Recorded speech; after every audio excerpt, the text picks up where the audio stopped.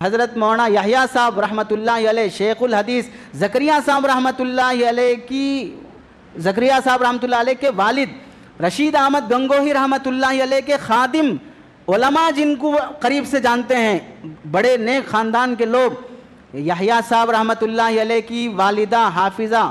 जब बच्चे को दूध पिलाने का वक्त होता कुरान पढ़ते हुए बावजू पिलाती थी। हज़रत मौलाना याहिया साहब शेखुल हदीस फ़ज़ाइल अमाल लिखने वालों के वालिद बच्चा दूध पीते हुए जब बोलने का वक्त आया तो पौ पारा कुरान मजीद याद हो चुका था माँ से सुनते सुनते, और 7 साल की उम्र में पूरा कुरान मजीद याद कर लिया।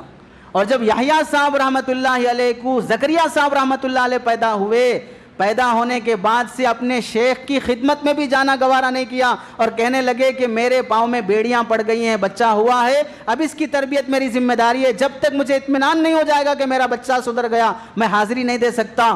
शेख के पास बुजुर्ग के पास नहीं आ सकता। जब यह इत्मीनान हुआ कि मेरा बच्चा तरबियत याफ्ता हो गया,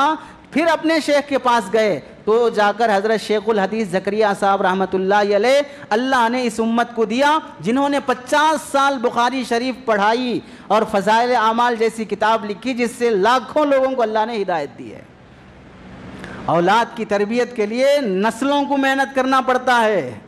जब इनके घर में हज़रत मौलाना ज़करिया साहब रहमतुल्लाह अलैह के घर का माहौल, दादी का मामूल ये था, रोज़ाना 6 पारे कुरान मजीद के पढ़ना आम दिनों में, और रमज़ानुल मुबारक में रोज़ाना 40 पारे पढ़ने का मामूल था। अब घर की बेटियों की ऐसी तरबियत हुई कि अगर घर के सामने से कोई बैंड बाजा गुजरता तो कानों में उंगलियां रख लेती बच्चियां और ये कहती कि शैतान आ गया, शैतान आ गया। अपनी माएँ और बहनों बड़ों से पूछती कि क्या शैतान चला गया, जब कहती चला गया तो फिर कानों से उंगलियां निकालती हैं। और आज माएँ और बाप क्या करते हैं, कोई बैंड बाजा डीजा शादी और नाच गाना आए तो बच्चों को बोले आओ बाहर देखेंगे क्या हो रहा है, आओ बाहर देखो क्या हो रहा है। कहाँ वो ज़माना और कहाँ ये ज़माना। तरबियत का ये नहज और ये अंदाज़, इसमें किसका कसूर है, इसमें किसकी गलती है।